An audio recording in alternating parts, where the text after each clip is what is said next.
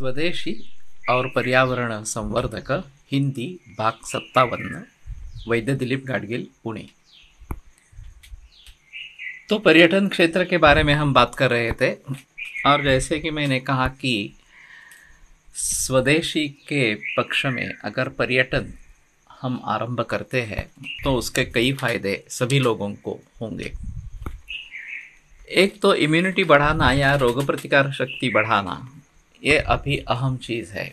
अभी भी लोग ये मानने के लिए तैयार नहीं है। सभी इंतज़ार कर रहे हैं कि एक बार वैक्सीन आ जाए और फिर वैक्सीन ले लेंगे तो इससे छुटकारा पा जाएंगे कोरोना से, और फिर जैसे पहले कर रहे थे उसी प्रकार से जीवन क्रम बिताते रहेंगे। थोड़ी सावधानी होगी, इतना ही, उससे ज़्यादा और कुछ नहीं होगा।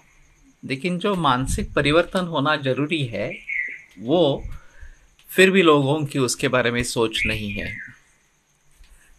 फिर भी मैं आशावादी हूँ, मैं मानता हूँ कि कुछ लोग तो इससे परिवर्तित हो जाएंगे और अपनी जीवन शैली सुधारने की कोशिश करेंगे। खासकर जिनकी लाइफस्टाइल बहुत ही हेक्टिक है, कि जीवन शैली जो है अत्यंत व्यस्त है, तनावपूर्ण इस प्रकार की है।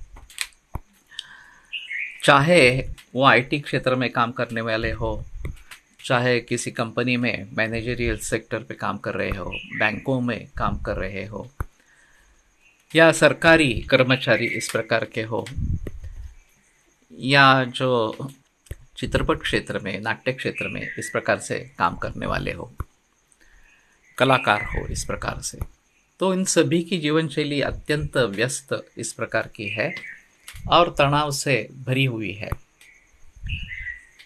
तो इनको बहुत सारे बीमारियों का सामना पड़ सकता है आगे चलकर। तो उन्हें सजग होने की ज़रूरत है और अपने सेहत की तरफ ध्यान देने की ज़रूरत है। तो इसमें जीवन शैली का मुद्दा अहम है। अगर हम उसके बारे में एक वर्कशॉप या कार्यशाला लेके जानकारी देना शुरू कर दें, चाहे 1 दिन का हो, 2 दिन का हो, 3 दिन का हो, और उसमें सुबह जल्दी उठना, ब्राह्म मुहूर्त पर उठना, योगाभ्यास, व्यायाम इस प्रकार का करना, देसी गाय का दूध लेना, केवल नैसर्गिक इस प्रकार का आहार लेना, हमारी जो जीवन शैली है उसको सुधारना, यह अगर हम कर पाते हैं, शायद इस प्रकार की कार्यशाला होने के बाद कुछ लोग ये शुरुआत करेंगे और ये दूसरों के लिए आदर्श इस प्रकार के बनेंगे।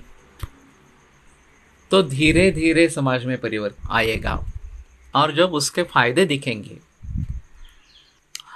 रोगग्रस्त होने का धीरे धीरे कम हो जाता है, छोटी छोटी बीमारियां भी नहीं होती है और बड़ी बीमारियों से भी अच्छी तरीके से हम बच सकते हैं। शायद इसमें इंश्योरेंस कंपनी का भी रोल हो सकता है, या फिर जो कर्मचारी प्राइवेट सेक्टर में काम कर रहे हैं, वहाँ वेलफेयर फंड्स होते हैं, उसका भी आधार हम ले सकते हैं। इंश्योरेंस कंपनी का इसलिए मैं बता रहा हूँ क्योंकि सबसे ज़्यादा मुनाफा इंश्योरेंस कंपनी को है। अगर इन लोगों के जरिए मेडिकल क्लेम्स आते ही नहीं है तो इंश्योरेंस कंपनी को 100% फायदा होने वाला है। उस व्यक्ति को होने वाला है ही, लेकिन इंश्योरेंस कंपनी को फायदा होने वाला है। तो इस प्रकार के जो वर्कशॉप्स है वो इंश्योरेंस कंपनी कुछ हद तक सपोर्ट करे, थोड़ा चंदा वो आदमी खुद दे और इंश्योरेंस कंपनी बाकी का पैसा दे दे। थोड़ा पैसा आदमी दे दे इसलिए कि उसको ये मालूम होना चाहिए कि उसी के हित में ये है, इस प्रकार से। और इस प्रकार का प्रयोग अमेरिका में हुआ है। डीन अर्निश की जो रिवर्सिंग हार्ट डिसीज ये संकल्पना है, उसके बारे में इंश्योरेंस कंपनी ने उसको सपोर्ट करना आरंभ किया और उसका काफ़ी अच्छा नतीजा आया। उसके बारे में कल जिक्र करेंगे।